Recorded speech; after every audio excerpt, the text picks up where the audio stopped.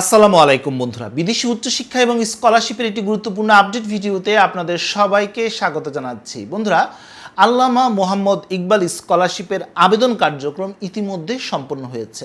আপনারা বিভিন্ন লেভেলে এই স্কলারশিপে ইতিমধ্যে আবেদন করেছেন। আবেদন করার পর বেশ কিছু প্রশ্ন সামনে আসার কথা।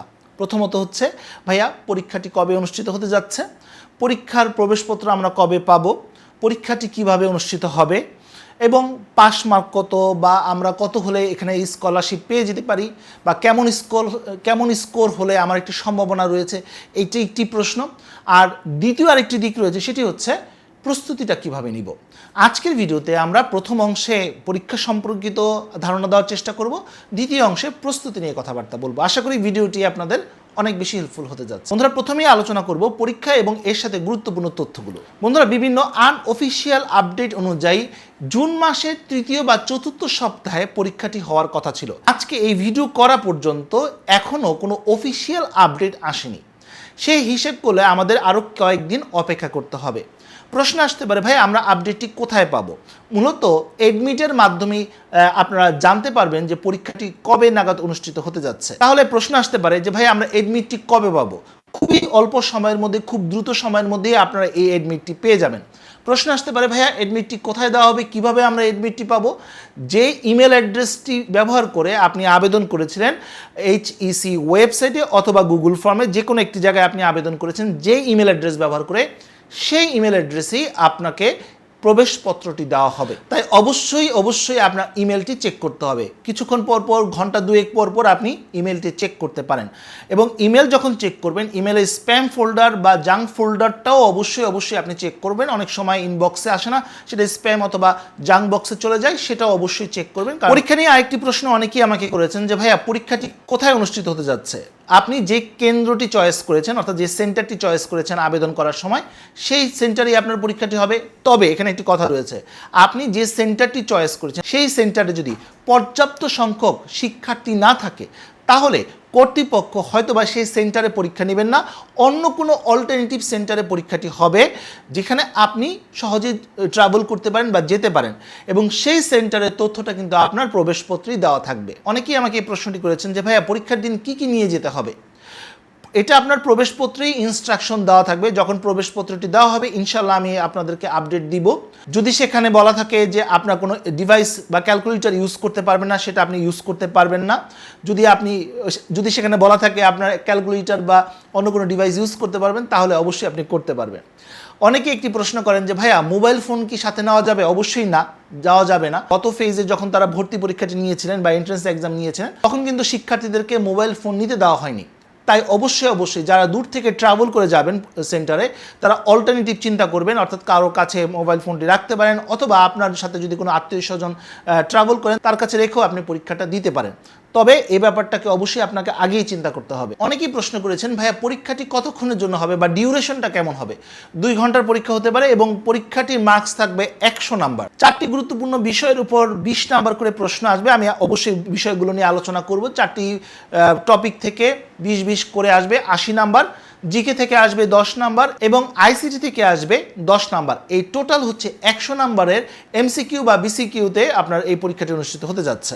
এখন প্রশ্ন আসতে পারে যে ভাইয়া তাহলে মেধা তালিকা কিভাবে প্রণয়ন করা হবে? আপনি যে এক্সামটি দিচ্ছেন, যে 100 নাম্বারের পরীক্ষা, এই 100 নাম্বার থেকে তারা 50% তারা কনভার্ট করে নিবে এবং আপনার এসএসসি এবং এইচএসসির যে মার্ক রয়েছে বা জিপিএ রয়েছে, এবং সেটাকে তারা 50% ধরবে। অর্থাৎ জিপিএর উপর 50% এবং আপনার পরীক্ষার উপর 50%, এই দুটি মিলে আপনার মেধা তালিকা প্রণয়ন করা হবে। এখন অনেকেই যে প্রশ্নটি আমাকে করেছেন যে ভাইয়া কত স্কোর পেলে এখানে চান্স পাওয়ার একটি সম্ভাবনা রয়েছে।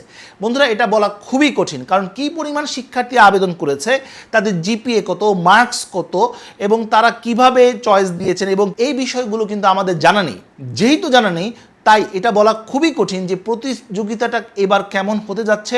এই বিষয়গুলোর উপর নির্ভর করবে কাট অফ মার্কটা কত আসবে। তাই এটা বলাটা খুবই কঠিন যে কত স্কোর পেলে আপনার একটি সম্ভাবনা রয়েছে। তবে যাদের জিপিএ কম, অর্থাৎ যাদের এসএসসি এবং এইচএসসিতে জিপিএ কম রয়েছে তাদের অবশ্যই ভর্তি পরীক্ষায় ভালো করতে হবে।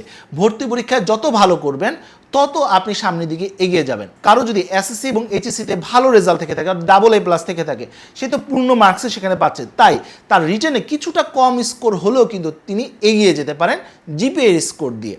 আশা করি বুঝতে পেরেছি। অনেকে একটি প্রশ্ন করেছেন যে ভাইয়া কতজন শিক্ষার্থীদেরকে এবার এই স্কলারশিপটি দেওয়া হবে। একটি ফেজে শিক্ষার্থীদেরকে নেওয়া হবে, সর্বমোট 500 জন শিক্ষার্থী নেওয়ার কথা রয়েছে বাংলাদেশ পাকিস্তান নলেজ করিডোরের মাধ্যমে। ইতিমধ্যে একটা ফেজ নেওয়া হয়েছে এবং এটা সেকেন্ড ফেজে যাচ্ছে এবং এই ফেজে প্রায় 150 থেকে 200 জনের মতো শিক্ষার্থী নেওয়া হবে। পরবর্তী ফেজগুলোতে আবারও শিক্ষার্থী নেওয়া হবে। অনেকে একটি প্রশ্ন করেছেন ভাইয়া পরীক্ষা হওয়ার পর কতদিনের মধ্যে রেজাল্টটি প্রকাশিত হয়। সচরাচর 3 থেকে 4 সপ্তাহের মধ্যে এই রেজাল্টটি প্রকাশিত হয়। হ্যাঁ, রেজাল্ট পাবলিশড হওয়ার পর যদি আমি এই স্কলারশিপটি পেয়ে যাই তাহলে আমার কি করণীয় রয়েছে, সেক্ষেত্রে আপনাকে তেমন কিছু চিন্তা করতে হবে না। এই পুরো দায়িত্বটা স্কলারশিপ কমিটি নিয়ে নেবে।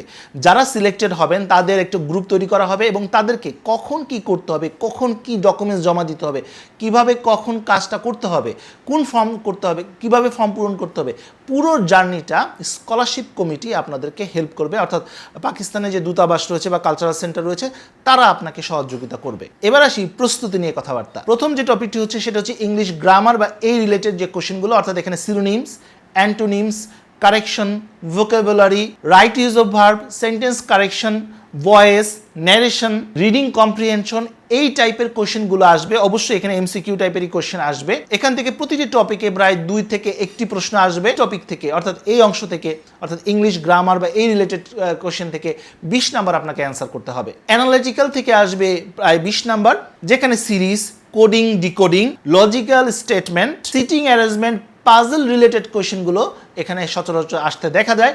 এরপর ম্যাথ রিলেটেড কোশ্চেন আসবে এবং এখান থেকে প্রায় 20 নাম্বারের প্রশ্ন আসবে। এই অংশের মধ্যে average, ratio, percentage, proportion, profit, loss, interest, time and work, speed, algebra এবং নাম্বার সিস্টেমের উপর প্রশ্ন আসতে পারে। অর্থাৎ বিশ্ববিদ্যালয়ে ভর্তির জন্য আপনি যেভাবে প্রিপারেশন নিয়েছেন সেই টপিকগুলোই কিন্তু এখানে আসবে।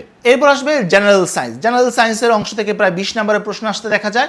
এখানে ফিজিক্স, কেমিস্ট্রি, ম্যাথ, বায়োলজি, মোট কথা আপনার 9, 10 এবং এইচএসসি লেভেলে যে জেনারেল সায়েন্সগুলো আপনি পড়েছেন, ফিজিক্স, কেমিস্ট্রি, ম্যাথের বেসিক যেগুলো রয়েছে সেখান থেকেই প্রশ্ন আসতে দেখা যায়। এরপর আসবে জিকে অর্থাৎ সাধারণ জ্ঞান। এখান থেকে প্রায় 10 নাম্বারের প্রশ্ন আসবে এবং এখান থেকে প্রিপারেশনের জন্য রিসেন্ট যে একটি ফিফা ওয়ার্ল্ড কাপ চলছে আপনারা জানেন, এটার উপর অবশ্যই আপনি প্রিপারেশন নিতে পারেন। বাংলাদেশ পাকিস্তানের সম্পর্কের উপর প্রিপারেশন নিতে পারেন। বাংলাদেশের বেসিক যে ইনফরমেশনগুলো রয়েছে, আয়তন এবং ডিস্ট্রিক্ট, পাকিস্তানের বেসিক যে ইনফরমেশনগুলো রয়েছে সেগুলোর ব্যাপারে অবশ্যই আপনি প্রিপারেশন নিতে পারেন। এছাড়া ইম্পর্টেন্ট যে ডেটসগুলো রয়েছে, নোবেল প্রাইজ রয়েছে, বিভিন্ন দেশের কারেন্সি, ক্যাপিটাল, এই বিষয়গুলো অবশ্যই জানতে পারেন। নতুন জিওপলিটিক্স যেগুলো রিসেন্টলি হচ্ছে সেই ব্যাপারে অবশ্যই আপনাকে নজর রাখতে হবে এবং এই বিষয়গুলো প্রিপারেশন আপনি নিতে পারেন।